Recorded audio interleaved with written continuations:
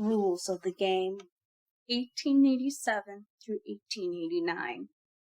There are fewer circus dinners now that the circus itself is up and running properly, gaining its self-sufficiency, as Chandra phrased it at one dinner not long after opening night. The original conspirators still gather for dinner occasionally, particularly when the circus is performing nearby, but this has become more and more infrequent.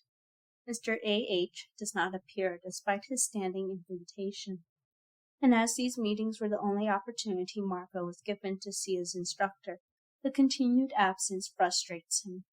After a year without a sign, without any word or a single glimpse of the gray top hat, Marco decides to call on him. He does not know his instructor's current residence. He assumes rightly that it is likely a temporary place, and by the time he tracked down the proper location, his instructor would have moved to a new, equally temporary residence. Instead, Marco carves a series of symbols into the frost on the window of his flat that faces out to the street, using the columns of the museum beyond as a guide. Most of the symbols are indistinguishable unless the light hits them at precise angles, but they are collectively set into the shape of a large A. The next day there is a knock at the door. As always, the man in the gray suit refuses to enter the flat. He only stands in the hall and fixes Marco with a cool gray stare. "What is it that you want?" he asks. "I would like to know if I am doing well," Marco says. His instructor looks at him for a moment, his expression as inscrutable as ever. "Your work has been sufficient," he says. "Is this how the challenge is going to proceed?" Marco asks. "Each of us manipulating the circus? How long will it go on?" "You have been given a venue to work within," his instructor says. "You present your skills to the best of your ability, and your opponent does the same. You do not interfere with each other's work. It shall continue in this manner until there is a victor. It is not that complex." "I'm not certain I understand the rules," Marco says. "You don't need to understand the rules. You need to follow them. As I said, your work has been sufficient." He starts to leave, but then hesitates. "Do not do that again," he says, pointing over Marco's shoulder at the frost-covered window. Then he turns and walks away. The symbols on the window melt into meaningless streaks. It is the middle of the day, and the circus sleeps quietly.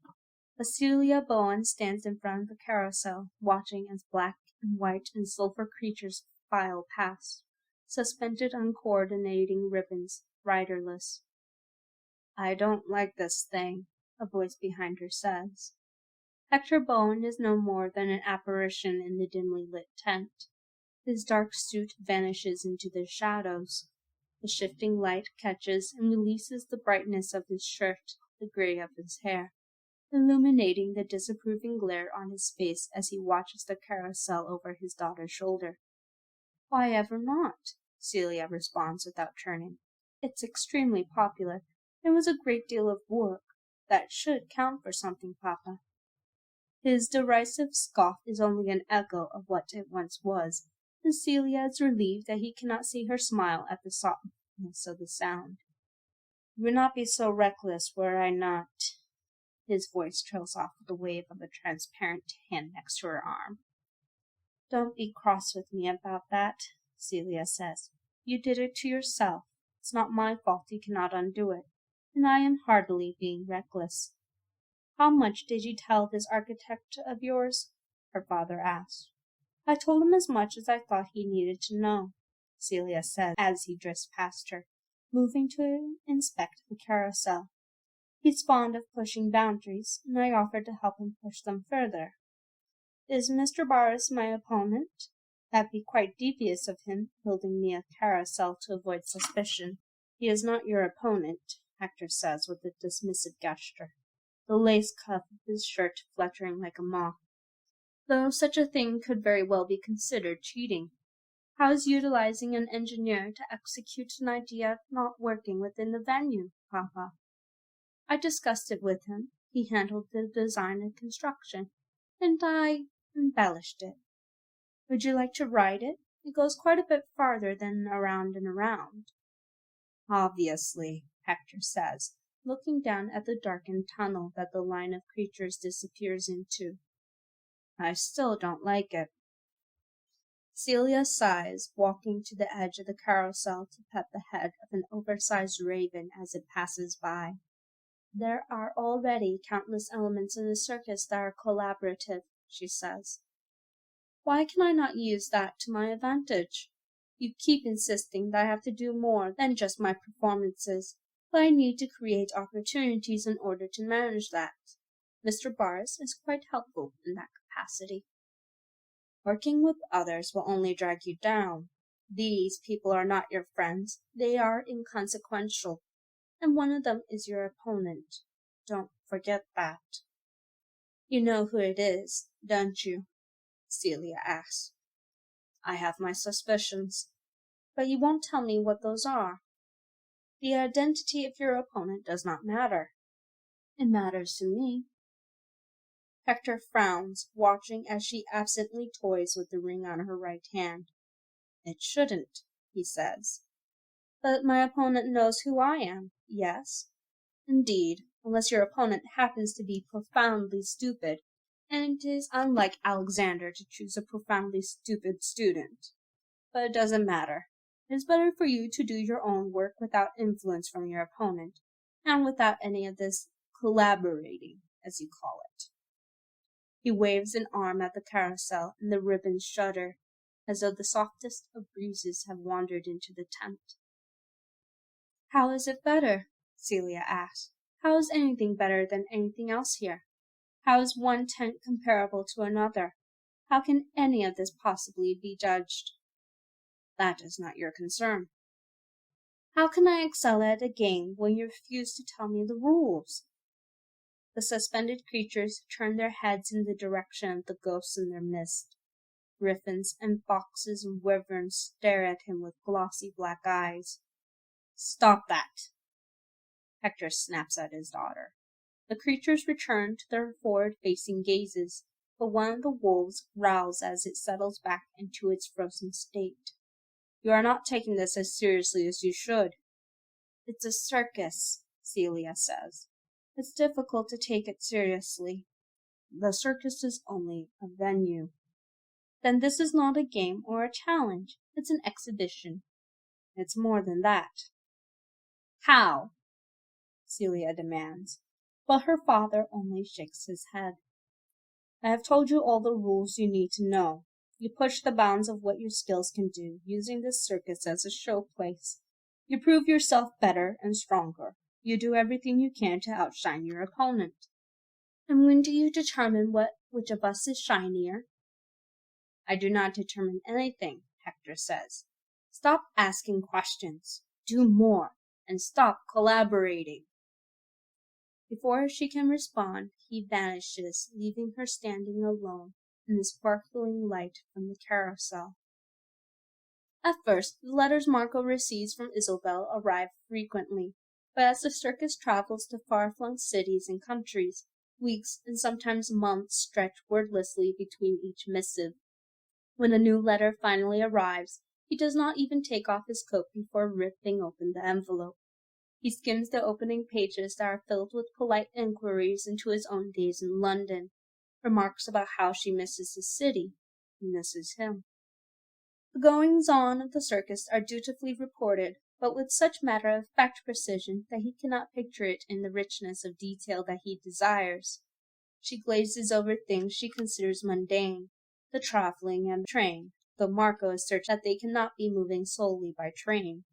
The distance of the circus feels more pronounced despite the tenuous contact through paper and ink.